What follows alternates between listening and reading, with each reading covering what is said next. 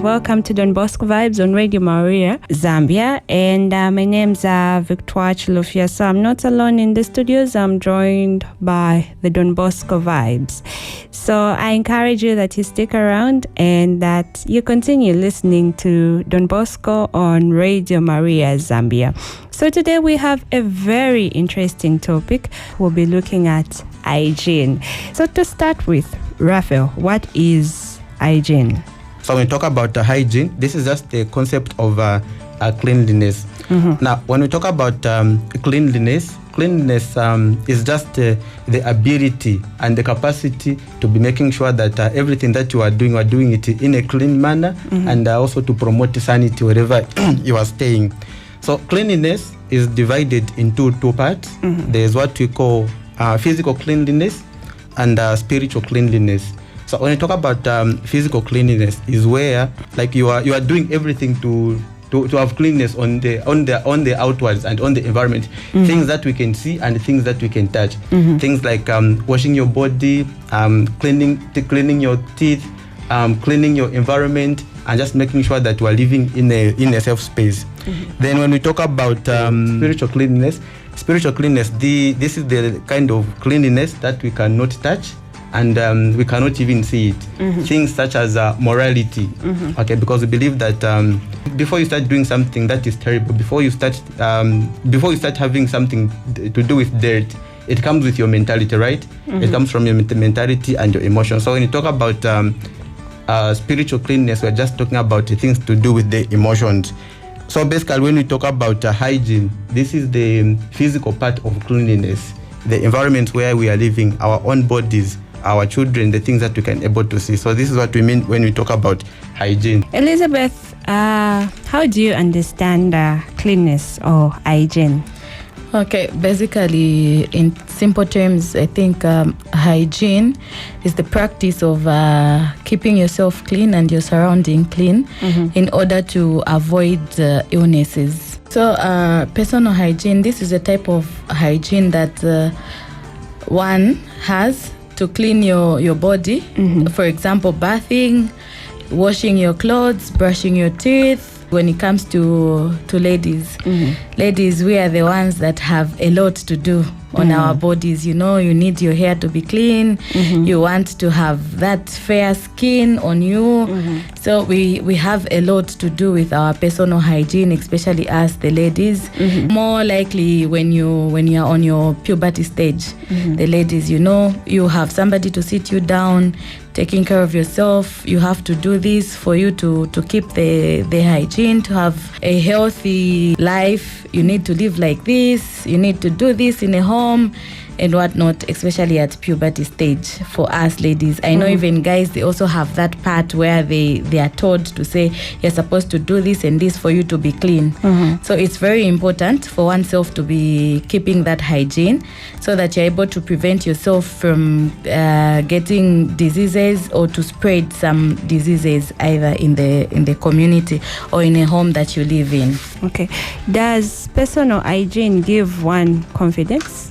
Yeah, most definitely. It gives one some confidence because I already feel confident because I'm clean. All right, awesome. Yeah. So, Raphael, we also have environmental hygiene. It is also related to personal hygiene because everywhere where a human being is situated or they are operating from, mm-hmm. they always operate from an environment. So when we talk about environmental hygiene, we're just talking about making sure that the surroundings where we are operating from, whatever you are doing, we should be able to keep them clean. How would you feel going at a workplace which is dirty? Or you go and visit someone's home and you find that it is dirty? It is an indirect way of saying that this person is not welcome. If we want to continue keeping our surroundings or rather our environment clean, there are certain activities that we should venture into to make sure that our surroundings are clean, particularly even our homes, we can refer to them as environments. We should make sure that we have a proper waste disposal methods. Mm-hmm. Okay, we know that a lot of diseases, because like Elizabeth already alluded to in her definition, that when we talk about hygiene, it is good because it helps us to prevent certain diseases. So it is also good to protect the environment, because if you're not protecting it, it can also be a breeding site for various diseases such as waterborne diseases and airborne diseases. So we're talking about proper waste management, the things that we are disposing of in our own houses.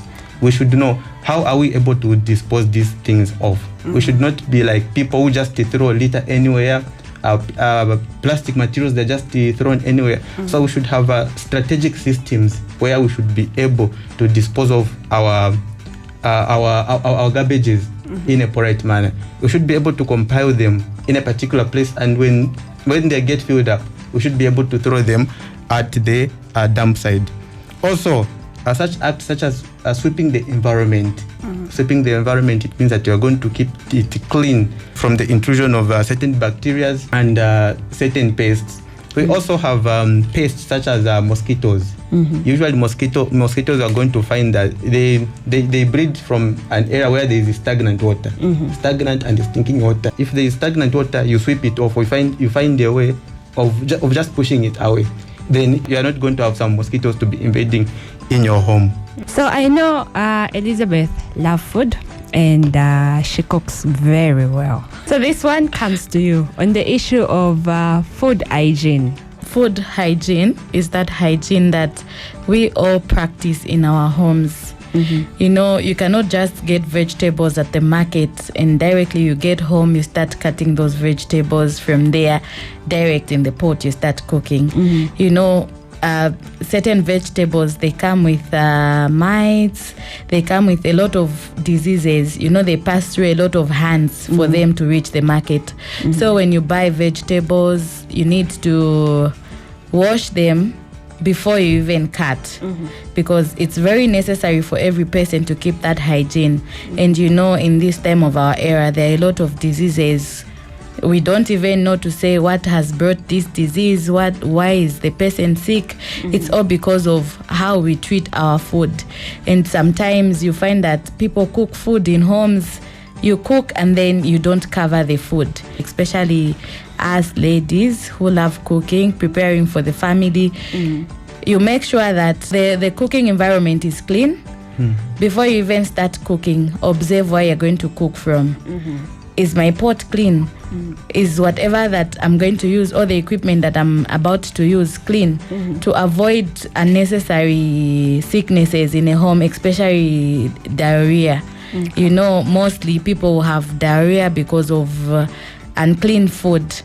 Or maybe when you get fruits, most of the times people get fruits, especially bananas. You know, all of us, I'm sure we have this issue of when we get a banana, it's very necessary for us to wash that banana, even if the core product is inside, but we need to wash it.